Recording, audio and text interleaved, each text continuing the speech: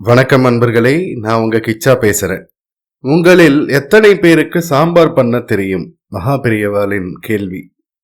மகாபெரியவாளின் அறிவுரைகள் பலமுறை நகைச்சுவையுடன் கலந்ததாக இருக்கும். அப்படிப்பட்ட விஷயங்கள் பலமுறை பக்தர்கள் முன் நடந்துள்ளது. அப்படிப்பட்ட ஒரு சம்பவம் பத்தினதுதான் இந்த பதிவு. இந்த பதிவு உங்களுக்கு பிடிச்சிருந்தா லைக் பண்ணுங்க, ஷேர் பண்ணுங்க, கமெண்ட் பண்ணுங்க. மறக்காம பெல் ஐகான் கிளிக் பண்ணுங்க, சப்ஸ்கிரைப் பண்ணுங்க. ஒரு முறை 20 பேர் கொண்ட ஒரு குடும்பத்தினர் மகாபெரியவாளை தரிசிக்க வந்திருந்தனர். ஆண்கள் ஒரு புறமும் பெண்கள் ஒரு புறமும் அமர்ந்திருக்க அனைவரையும் ஆசீர்வதிக்கும் முன் மகாபெரியவா ஆண்கள் கூட்டத்தை நோக்கி கேட்டார், உங்களில் எத்தனை பேருக்கு சாம்பார் பண்ண தெரியும்? திடீரென்று சம்பந்தமில்லாத கேள்வியை கேட்டு அதிர்ந்து போனாலும் அனைவரும் சமாளித்துக் கொண்டு கை தூக்கினர். பெண்கள் அமர்ந்திருந்த பக்கத்தை நோக்கி, இந்த கேள்வி உங்களுக்கு இல்லை, கையை கீழே இறக்குங்கள் என்று கூறிவிட்டு ஆண்கள் அமர்ந்திருக்கும் திசையை நோக்கி, சரி, சாம்பார் செய்வது எப்படி என்று விளக்குங்கள் என்றார் மகாபெரியவா. ஒரு நாள் கூட சமையல் அறை பக்கம் எட்டி கூட பார்க்காத ஆண்கள் பலரும் பல விதத்தில் விவரித்தனர். சாம்பார் பொடி, தேவையான உப்பு, புளி தண்ணீர் இவை கலந்து கொதிக்க வைத்தால் சாம்பார் ரெடி. இது ஒருவரின் விளக்கம்.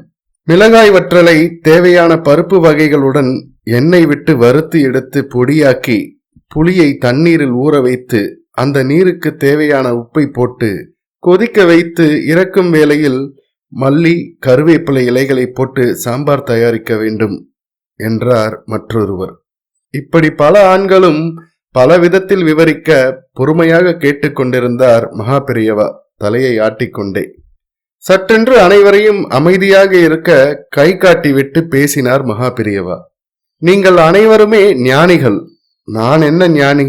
அந்த எளிய பக்குவம் கூட எனக்கு வரவே இல்லையே என்றார். கேட்டுக்கொண்டிருந்த அனைவரும் ஒரு நிமிடம் அதிர்ந்து போனார்கள். மகாபெரியவா என்னவோ மனதில் நினைத்துத்தான் இதை சொல்கிறார் என்று மடத்து சிப்பந்திகளும் புரிந்து கொண்டு அமைதியாக நடப்பதை பார்த்து கொண்டிருந்தனர். மகாபெரியவா பேசலானார். இத்தனை பேர் விளக்கம் அளித்தீர்கள், ஒருவர் கூட தான் போட வேண்டும் என்று சொல்லவே இல்லையே. அந்த தான் என்பதை மறந்தவர்கள் அல்லவா ஞானிகள்? நான் பேசும்போது கூட அந்த தான் என்கிற வார்த்தையை உபயோகப்படுத்துகிறேனே. நீங்கள் அதையும் மறந்து அல்லவா மிக எளிய விஷயத்தை விவரிக்கிறீர்கள். அதுதான் நமது மதத்தின் பெருமை. சின்ன சின்ன விஷயங்களில் கூட ஞானம் அடைய வேண்டி வார்த்தைகளை, கருத்துக்களை நம் பெரியவர்கள் வைத்திருக்கிறார்கள். அதை புரிந்து கொண்டு நடந்து கொண்டால் அனைவரும் சேமமாக இருக்கலாம். உன்னிப்பாக கவனியுங்கள், செம்மை அடையலாம் என்று கூறி அனைவரையும் ஆசீர்வதித்து அனுப்பி வைத்தார். தான் என்கிற வார்த்தை 2 அர்த்தங்களை உட்கொண்டது. ஒன்று நான் என்பது, இன்னொன்று சாம்பாரில் உபயோகிக்க வேண்டிய காய்கறி வகைகள். மகாபெரியவா மிகப்பெரிய உண்மைகளை எப்படி எளிய வழியை கையாண்டு நமக்கு உபதேசித்தார் என்பதற்கு இது மிக எளிய உதாரணம். ஜெய ஜெய சங்கர ஹர ஹர சங்கர. இந்த பதிவு உங்களுக்கு பிடிச்சிருந்தா லைக் பண்ணுங்க, ஷேர் பண்ணுங்க, கமெண்ட் பண்ணுங்க. மறக்காம பெல் ஐகான் கிளிக் பண்ணுங்க, சப்ஸ்கிரைப் பண்ணுங்க. நன்றி அன்பர்களே.